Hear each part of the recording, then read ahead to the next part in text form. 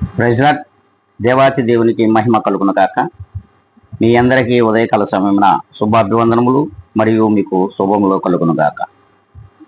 దేవుడి దినమున వాగ్దానం చేత మనలను అనుదినము నడిపిస్తున్న రీతిగాని ఈ దినం కూడా నడిపిస్తూ ఉన్నారు. యోగ గ్రంథము 23వ అధ్యాయము 15వ లేఖనాన్ని మనం చదువుకున్నాం. నేను ఆలోచించినప్పుడల్లా ఆయన భయము నాకు కనబడుతుంది.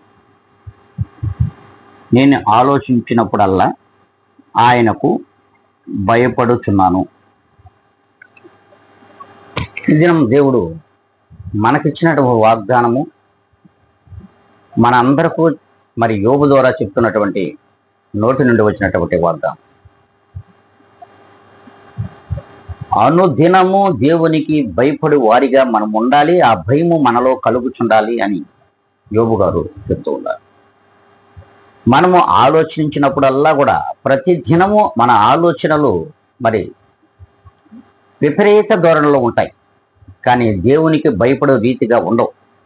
ఈ దినం దేవుడు మనతో మాట్లాడుతున్నాడు. ఇది శుభ శుక్రవారం. మరి మన కొరకు దేవుడు శ్రమనొందిన దినం. మరి ఇటు దినమున మన భయం దేవునిలో ఉండాలి. దేవునికి భయపడే వారిగా మనం ఉండాలి, మన ఆలోచనలు కూడా ఉండాలని దేవుని వాక్యం సెలవిస్తూ. మరి ఆ రీతిగా మనము అలా ఆలోచిస్తూ ఉన్నామా? ఆ ఆలోచనలు దేవుని యందు భయం కలిగినవిగా ఉన్నాయా లేదా?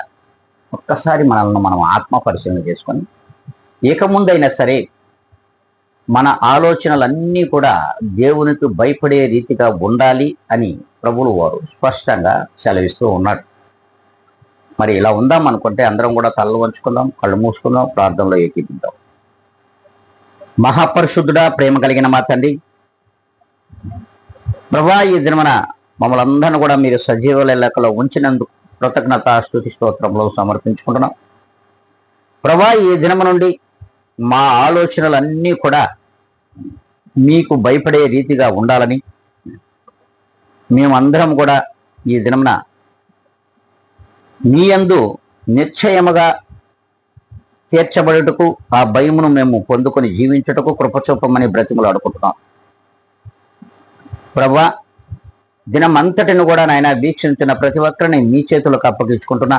నన్ను నేను మిక్కిలిగా తగ్గించుకొని మీ పాదముల దగ్గర ఒక ధూళినై క్రీస్తు యేసు నామమున అడిగి వేడుకొని ప్రార్థిస్తున్నాను మా తండ్రి. ఆమెన్.